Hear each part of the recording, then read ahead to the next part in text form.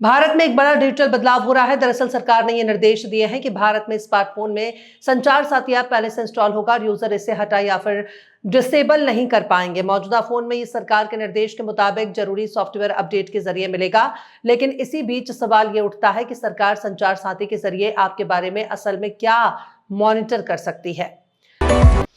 घरेलू future market में सोने की कीमतों में मंगलवार 2 दिसंबर को हल्की गिरावट देखने को मिल रही है।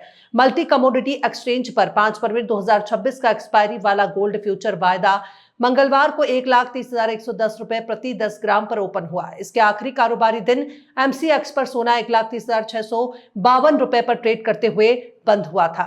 2 दिसंबर की सुबह 10 बजे एमसीएक्स पर 5 फरवरी का एक्सपायरी वाला गोल्ड 1,30,280 रुपए पर ट्रेंड कर रहा था। 8वें वेतन आयोग को लेकर चर्चाएं तेज होती जा रही हैं। इसमें खासकर महंगाई भत्ते को मूल वेतन यानी कि बेसिक सैलरी में जोड़ दिए जाने की भी मांग लगातार उठ रही है। पिछले कुछ दिनों से यह अनुमान भी लगाया जा रहा था कि सरकार डीए और डीआर को ना बढ़ाते हुए इसे बेसिक पे मर्ज कर देगी। इस पर अब सरकार ने अपना रुख स्पष्ट कर दिया है। सरकार ने मौजूदा डीए या डीआर को बेसिक पे के साथ मर्ज करने के किसी भी प्रपोजल से मना कर दिया है। योगी सरकार ने उत्तर प्रदेश स्थित अयोध्या को खास तोहफा दिया है। अगर सब कुछ ठीक रहा तो वर्ष 2027 के चुनाव के पहले यह तोहफा अयोध्या और प्रदेश के लोगों के सामने साकार रूप ले चुका होगा। राजधानी लखनऊ स्थित लोक भवन में 2 दिसंबर 2025 को कैबिनेट बैठक में 21 से 20 प्रस्ताव पास हुए हैं। इनमें से एक अयोध्या में खास संग्रहालय बनाने का फैसला लिया गया। यह संग्रहालय अयोध्या के मांझा जमथरा में 52,102 करोड़ में बनेगा। उत्तर प्रदेश में आगामी विधानसभा चुनाव और प्रदेश में चल रही एसआईआर की प्रक्रिया को लेकर भारतीय जनता पार्टी अभी से एक्टिव हो गई है। सोमवार शाम को मुख्यमंत्री आवास पर सरकार संघ और संगठन के समन्वय को लेकर बैठक हुई, जिसमें आगे की रणनीति पर मंथन किया गया है। ताजनगरी आगरा में सोमवार रात को आईएसबीटी पर बम की सूचना से हड़कंप मच गया। यहां एक लावारिस बैग पड़ा मिला जिसमें तार निकलते हुए दिखे, जिसके बाद पूरे इलाके में अफरा तफरी मच गई। सूचना मिलते ही स्थानीय पुलिस बम स्क्वाड की टीम मौके पर पहुंच गई और पूरे इलाके को खाली करा लिया गया।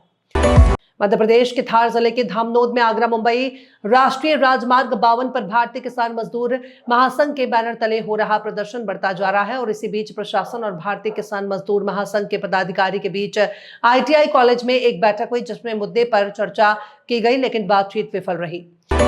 एक्टर रणवीर सिंह इन दिनों विवादों में आ गए थे। हाल ही में उन्होंने गोवा में हुए फिल्म फेस्टिवल ऑफ इंडिया में फिल्म कंतारा चैप्टर 1 की काफी तारीफ की। उन्होंने फिल्म को एक्टर डायरेक्टर ऋषभ शेट्टी की भी तारीफ की। हालांकि इस दौरान उन्होंने फिल्म से ऋषभ शेट्टी के इस सीन के मिमिक किया, जिसकी वजह से वो ट्रोल्स के निशाने पर आ गए।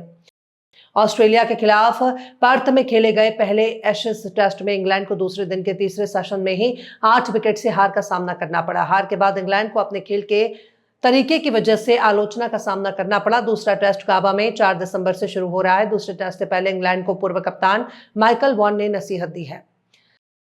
संचार साथी ऐप को लेकर जारी विवाद के बीच केंद्रीय मंत्री ज्योतिरादित्य सिंधिया ने स्पष्टीकरण दिया है। उन्होंने कहा है कि इस ऐप के जरिए ना तो किसी की जासूसी की जाएगी और ना ही कॉल मॉनिटरिंग की जाएगी। सिंधिया ने कहा कि अगर आप ऐप इस्तेमाल करना चाहते हैं तो इसे एक्टिवेट करें, अगर नहीं चाहते तो एक्टिवेट करने की जरूरत नहीं है या अनिवार्य नहीं है। आप चाहें तो इसे फोन से डिलीट भी कर सकते हैं।